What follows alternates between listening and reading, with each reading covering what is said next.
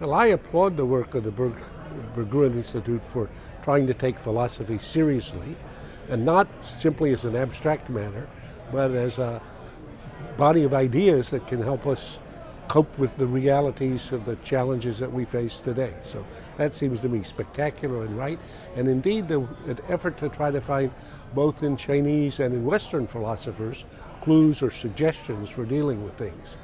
So if you look back in ancient or classical Greece, while Thucydides was the first and founder of history, there was a whole body of literature by the folks who were called the playwrights, like Sophocles or Aristophanes, and there were the sort of philosophizers like Plato and Socrates, and then Aristotle.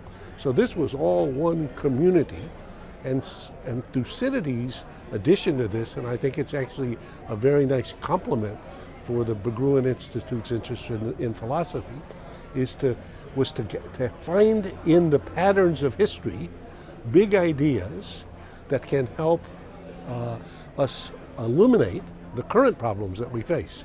So Thucydides, in writing what's really the first ever history book, says, my purpose in doing this is to write down the choices that men and women made and the consequences of those, so that we can learn from their experience and not have to repeat their mistakes, the mistakes that actually led to a war between Athens and Sparta. So when he says it's the rising power that's challenging the ruling power that produces the underlying substructure, the plot, the basic plot line, he says, notice, these create dangerous dynamics and conditions in which then the captains of the ship have to take extreme measures. They have to be extremely imaginative.